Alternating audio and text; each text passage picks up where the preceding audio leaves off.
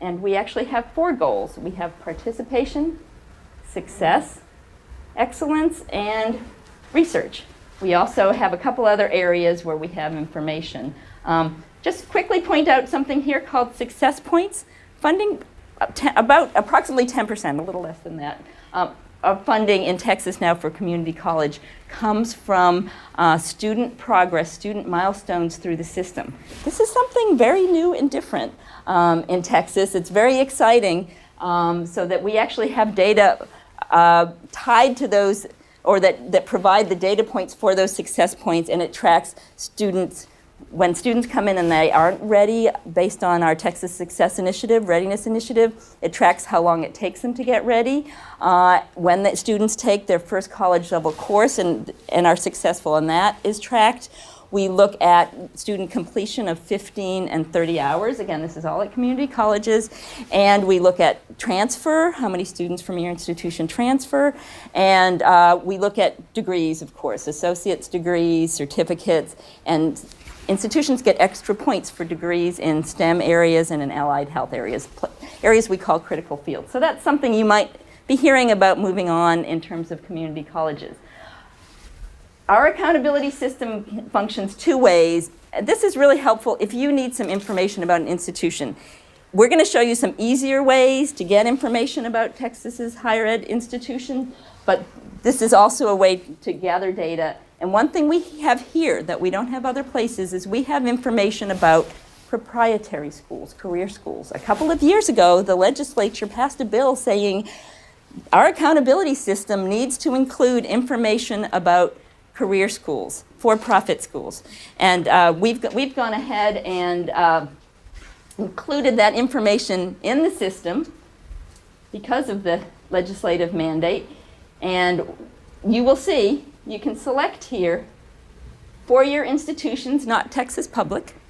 That includes everything except our independent colleges and universities of Texas, because they were not, and those are places like Rice and Trinity and TCU, all of the sort of traditional 4-year private colleges. The system does not include those institutions, but it does include, and I'll show you here what's there, because it's kind of interesting.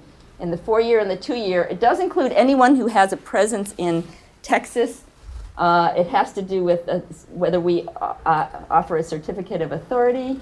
Okay, this should, now you're going to get a little list here where you can see we have Anthem College, ATI, Baptist Health Schools, Brown Mackie, Capital City Careers, Concord Career College, places like your ITT Tech, Dallas Nursing Institute. So these are, if you're ever looking for a place to sort of just say, what are the proprietary schools in Texas? They're here. We have information about student performance at that school. Those schools. We just collect it once a year. We don't collect it. We don't collect it all year. I'm sorry. We don't collect it 3 times a year like we do for our Texas Publics and our independents with the data we collect. But we do collect it once a year, and it's a great way to sort of look and say, all right, how many students are there? How many are they graduating? We have some good information. So I wanted to make you aware that that's there, something you can explore a little bit. You can see Kaplan College is there. When you look at the 4-year, not Texas Publics, you'll see some out-of-state public institutions. So say if New Mexico has a presence in Texas for some reason, they have some kind of satellite, we will report data for their students in Texas at that satellite, not for everybody at, for example, the University of New Mexico. So when we do go in and look at, and let me go back. Let me ask you a question. Sure, I'm please do. At an institution, a lot of the responses are NR. NA NR. or NR. NR is not reported. So does that mean they didn't report that? That means they did not tell us. And sometimes the information comes in that way, and we'll be told we don't collect that, we don't have that. NA can be not available. Now, if we have fewer than 5 students, the way the coordinating board generally deals with FERPA, does everybody know what FERPA is? I would assume. The way we usually deal with FERPA is if there are fewer than 5 students, we don't report. But in some instances, we'll do fewer than 10. And there are some instances, because of how the data is organized, and I'm going to show you a really good example of that, something I think you'll be happy to see later today. Sometimes because of how the data is organized, we will show you individual students. For example, we are going to look at and get your feedback on a report that we have that we're revising that shows student outcomes by ISD, and it shows where students have graduated from, and even if one student graduates, we can show it because we gather 3 years worth of data together, and we also don't show where the student started. So we got okay from our general counsel because of those reasons. It's really hard to track a student. Students swirl a lot in Texas. We are able to actually show for ISDs where students are graduating from.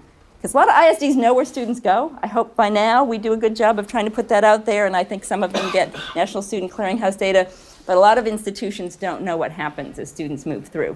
And we're going to show you some different data today that will provide information back to schools about that. Because again, participation is important, that access point is important, but success is also important. We want our students to go on and be successful.